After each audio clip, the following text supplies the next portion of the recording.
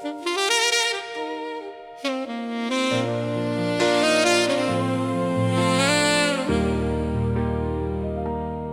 many more years for the truth to be the spotlight on the roof? Building 7 screaming out loud, something's off without a doubt. The story stinks of rotten fish, not just incomplete, but seriously amiss. A narrative so warped you gotta say, buildings aren't made of clay. The biggest lie still stands firm and strong. Nobody punished, a case gone cold, hung. Investigation a joke, a scam, a cave dweller, the sacrificial lamb. Not proven yet, it's the fair thing to say, but buildings aren't made of clay. Follow the money and lots of it, billions disappearing, it doesn't fit.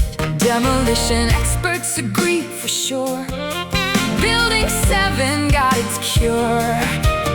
Pull it, no French spoken there. Insurance money for this scare. One passport survived the massive crash, maybe delivered by DoorDash. The biggest lie still stands firm and strong. Nobody punished, case gone cold, hung. The investigation was a joke, a scam, a cave dweller, the sacrificial lamb. Not proven yet, it's the fair thing to say, but buildings aren't made of clay. If lies like these are allowed to be covered up, aren't all our lives a massive flop? Seriously, if they get away with this, are we all headed for the abyss? Speak out, get loud, it must be said, we can't trust the Fed. If lies like these are allowed to be covered up, aren't all our lives a massive flop? Not proven yet, it's the fair thing to say, but buildings aren't made of clay.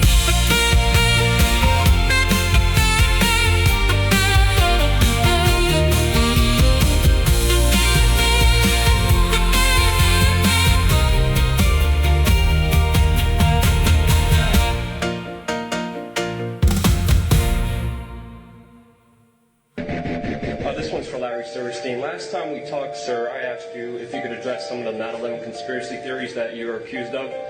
Sadly, your response has actually invited more of them. I mean, for the record, everybody knows your infamous comments on PBS where you said pull Building 7 on 5/25 on the day of 9/11. They were not sure they were going to be able to contain the fire. I said, we've had such terrible loss of life. Maybe the smartest thing to do is pull it.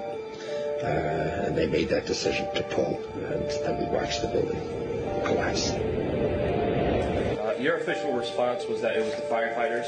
My question is, it was pretty clear that you meant the building, and if it was the firefighters, they already are outside the building by 12 because the water lines were broken. Ask the question. And the fire chief that you said you spoke to, Fire Chief Negro, denies talking to you on that day of 9/11. Can you answer those questions and address the theories against you?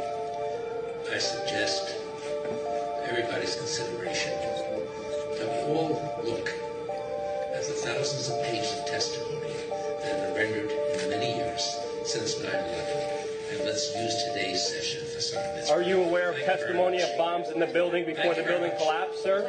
Are you aware of that testimony? Sir, there's testimony by Barry Jennings. Sir, you don't have to touch me. Listen, I'll walk away. All I'm asking is a question. I don't have to be kicked out. It's a legitimate question. You don't have to put your hands on me. But all I'm saying is, no, I'm not. I'm here asking. The question was not answered. That's why I have a grievance. Larry Silverstein was told not to come into work. That's why him, his daughter, and his son never showed up to work on 9/11. He put an insurance policy on the buildings. Reporters, do your job. Please ask some questions.